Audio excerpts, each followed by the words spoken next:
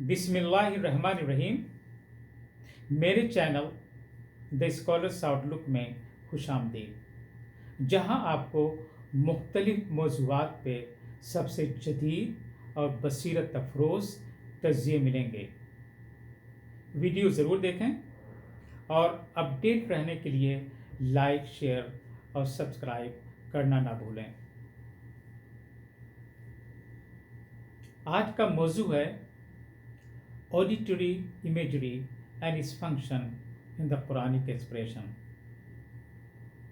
उर्दू में तर्जुमा, कुरानी इजहार में समई पैकर तराशी और उसका किरदार। कुरान करीम में समई पैकर का इस्तेमाल निहायत अहम है। अल्लाह ताला ने अपनी किताब में मुख्तलिफ आवाज़ों का जिक्र किया है ताकि इंसानों को अपनी कुदरत, अज़मत और गैबी हक़ाइक़ की याद दहानी कराई जाए। मिसाल के तौर पे बिजली की कड़क, चीखें, सरगोशियाँ और क़यामत के दिन सूर जैसी आवाज़ें कुरान में बार बार बयान की गई हैं। ये आवाज़ें न सिर्फ सुनने वालों के दिली दिमाग को मुतासिर करती हैं, बल्कि खौफ, हैबत और आजिज़ी के जज्बात को भी बेदार करती हैं। समई पैकर का मकसद ये है कि कुरान का पैगाम सिर्फ अक़ल से न समझा जाए, बल्कि दिल में महसूस भी किया जाए। जब इंसान कुदरती आवाज़ों को सुनता है और उन्हें अल्लाह की निशानियों के तौर पे देखता है, तो उसके अंदर आजिज़ी और अल्लाह की इताअत का जज्बा पैदा होता है। सूरे अल-हाक़्क़ा में एक आयत को समाअत फरमाएं।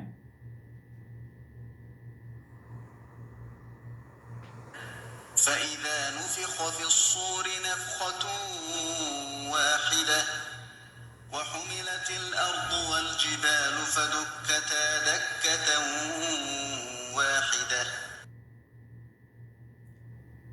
उर्दू में तर्जुमा, पस जब सूर में एक ही बार फूंका जाएगा और ज़मीन और पहाड़ उठा लिए जाएंगे, फिर वो एक ही बार चूरा चूरा कर दिए जाएंगे। साइंसी तौज़ीह देखिए, ये आयत क़यामत के दिन के एक अजीम कायनाती वाक़े की तरफ इशारा करती है। अगर हम इसे साइंसी ज़ाविये से देखें तो इसमें दर्ज झेल नुकात हमारी समझ में आते हैं। सूर में फूंकना, इसे एक कायनाती धमाके या तवानाई के शदीद अखराज से तशबीह दी जा सकती है, जैसे किसी अजीम इर्तियाश या कायनाती लहरों का फैलाव जो पूरे निज़ाम कायनात को हिला दे। ज़मीन और पहाड़ों का उठाया जाना और पहाड़ों की मजबूती भी शदीद ज़लज़लों से ज़मीनी इर्तियाश या कायनाती तसादुम के नतीजे में टूट फूट का शिकार हो सकती है। पहाड़ जो ज़मीन के एंकर समझे जाते हैं, वो भी अपनी जगह से हट जाएंगे। ये मंजर क़यामत का होगा।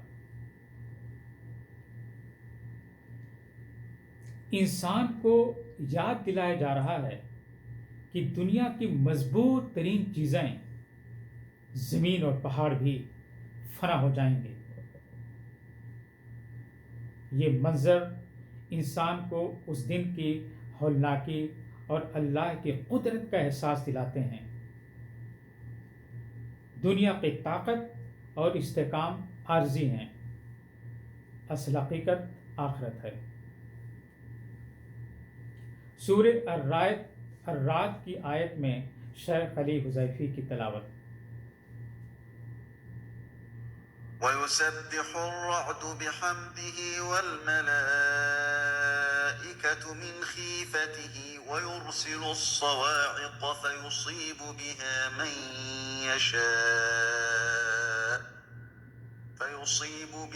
من يشاء وهم يجادلون في الله وهو شديد المحال.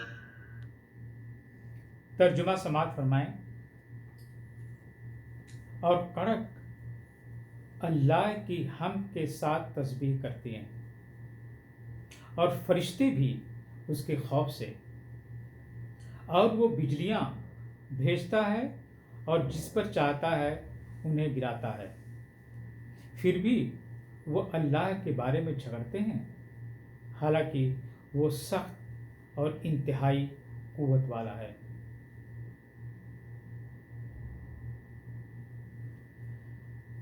سماعی پیکر واضح ہے کیونکہ کڑک ایک حقیقی جسمانی آواز ہے جسے انسان محسوس کر سکتا ہے. کڑک صرف ایک قدرتی شور نہیں بلکہ اسے حمد کی آواز کے طور پہ پیش کیا گیا ہے. قدرتی آوازیں جیسے بجلی کی کڑک دماغ کے سماعی حصے کو فعال اور متحرک کرتی ہیں جو خوف اور ہیبت کو پروسیس کرتا ہے.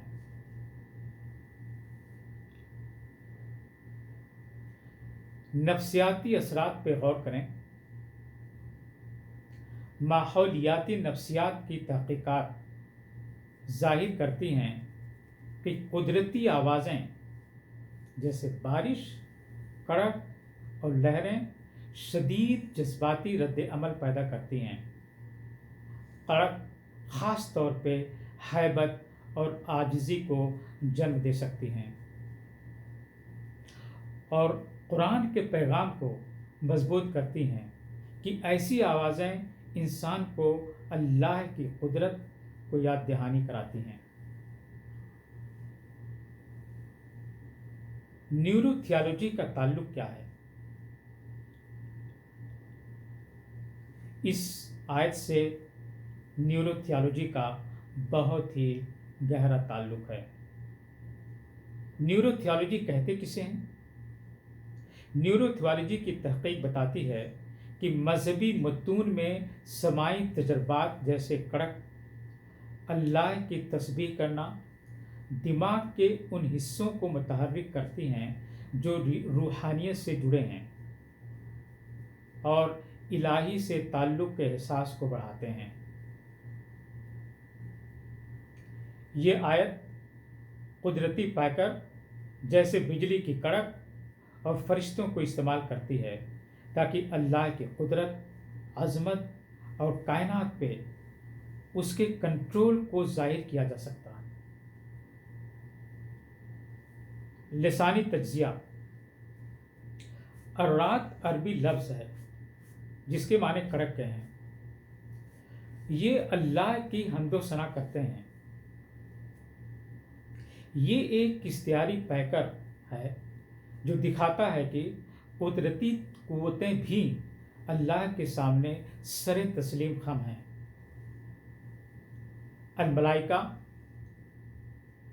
جسے اردو میں فرشتے کہتے ہیں اللہ کی خوف اور تعظیم کے باعث تسبیح کرتے ہوئے دکھایا گیا ہے.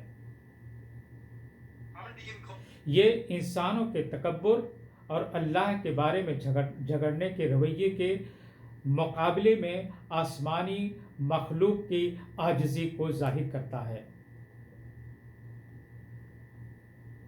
عربی لفظ صواعق بھی استعمال کیا گیا ہے جس کے معنی بجلی کی کڑک کے ہیں. یہ بجلی کی کڑک ایک سزا کے طور پہ استعمال کی گئی ہے. بجلی کی کڑک غیر متوقع اور تباہ کن ہوتی ہے جو اللہ کی مرضی کو ظاہر کرتی ہے کہ وہ جسے چاہے اسے پکڑ لے. یہاں ایک عقلی تنبیہ بھی ملتی ہے. جبکہ قدرت اور فرشتے اللہ کے سامنے جھک جاتے ہیں، انسان اللہ کے بارے میں جھگڑتے ہیں۔ یہ تقابل انسانی تکبر کی بے معنویت کو ظاہر کرتی ہے۔ کیا آپ نے کبھی سوچا ہے، غور کیا ہے کہ اللہ تعالیٰ نے بجلی کی کڑک کی تصویر کیوں استعمال کی ہے؟ اس کا سادہ جواب یہ ہے کہ تاکہ انسانوں کے دلوں میں خوف اور ہیبت پیدا کیا جائے۔ سائنسی اعتبار سے دیکھیں، یہ ایک قدرتی عمل ہے، لیکن قرآن انہیں اللہ کی اقتدار کی تمثیل کے طور پہ استعمال کرتا ہے۔ انسانوں کو یاد دلاتا ہے کہ جن قوتوں سے وہ خوفزدہ ہیں وہ اللہ کے حکم کے تابع ہیں۔